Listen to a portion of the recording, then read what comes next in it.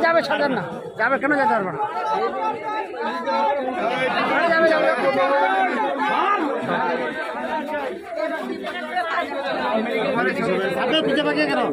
ভাই একটু যাইতে দেন না, যাইতে দেন।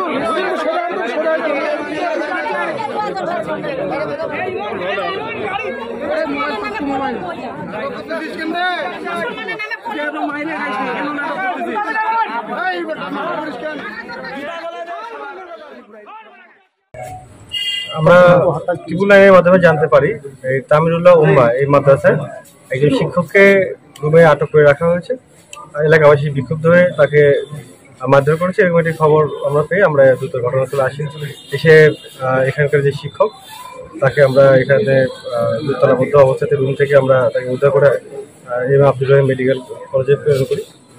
এর পরবর্তীতে আমরা বিভিন্ন লোকজন জিজ্ঞাসাবাদ করি, স্থানীয় লোকজনের জিজ্ঞাসাবাদ করি ঘটনা কি।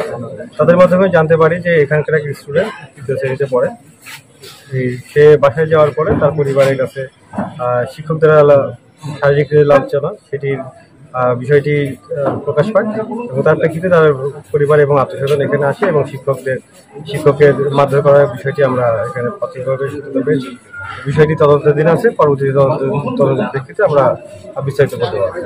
তাহলে গেছি যে যেহেতু তার বিরুদ্ধে অভিযোগ ছিল যে ভিকটিমকে শারীরিক যে লাঞ্ছনা সেটি করেছে, তো আমরা যৌন যে উৎপীড়ন সেটি করেছে, তো আমরা সেই সংক্রান্ত কোনো আলামত আছে কিনা সেটি আমরা খোঁজার চেষ্টা করেছি এবং সেই সংক্রান্ত সন্দেহজনক কোনো এই যে আলামতগুলো আমরা পেয়েছি।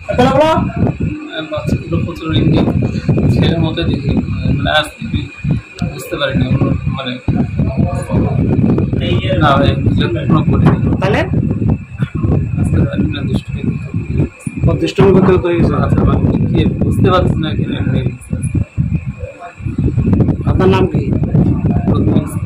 বাসা কোন মাদ্রাসা থেকে লাগানো হচ্ছে? আপনার আব্বার নাম? বাবার নাম?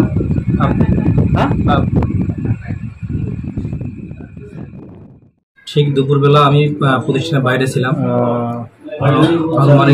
একটা সময়। তো আমি বাইরে একটু কাজ ছিল, কাজ শেষ করে প্রতিষ্ঠানে আসি। আসার পরে জানতে পারি আমার অনাবাসিক শিক্ষক মোহাম্মদ রবিউল ইসলাম সে একটা বৃদ্ধ শ্রেণীর ছাত্রের সাথে জানতে বা ভুলবশত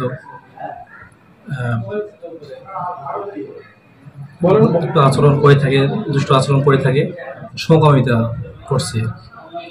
ওরা বিষয়টা আমি মাদ্রাসায় আসি প্রায় 2টা 30 এরপরে বিষয়টা আমি জানতে পারলে সঙ্গে সঙ্গে শিক্ষকটা আমি বহিষ্কার করি এবং প্রশাসনের হাতে তুলে দিই। অনুষ্ঠান ছোট বাচ্চাদেরকে এর আমরা অভিভাবকরা দেই যেন বাচ্চাদের জন্য ইসলাম ধর্ম সঠিকভাবে গ্রহণ করতে পারে। আর এইসব মাদ্রাসায় যদি এই ধরনের অকারণগুলো হয় তাহলে আমরা অভিভাবকগুলো বাচ্চাদেরকে পাঠাবো কোথায়? তাই আমরা চাচ্ছি যে সুষ্ঠু বিচার হোক এবং আমার এই বিচারে কিছু হবে না, একে জনগণের সামনে দিয়ে দেওয়া হোক, যেন একে মেরে ফেলা হয়। সবাই গার্জিয়ানরা মাদ্রাসায় ছেলে মেয়েদেরকে আরবি শিক্ষায় শিক্ষিত করার জন্য মাদ্রাসায় দিচ্ছে, আবাসিকে দেওয়া হয়েছে। আর এই হুজুররা যদি এই বাচ্চাদের উপর এই ধর্ষণের শিকার হয় ছোট বাচ্চারা, তাহলে এদের দৃষ্টান্তমূলক বিচার চাই আমরা, এবং এমন বিচার হোক যেন এইখান থেকে দৃষ্টান্তমূলক বিচার এটাই যেন এখান থেকে বাকি মাদ্রাসার শিক্ষকগুলা এখান থেকে শিক্ষা নেয় যে এরকম অপরাধ করলে এটার কঠিন বিচার হয়। এই যার বিচারের একজন বেটি বলছে যে এই ঘটনা রেপ করছে, ছেলেকে রেপ করছে, হুজুর ছোট ছেলেকে রেপ করছে, 6 বছর ছেলেকে রেপ করছে।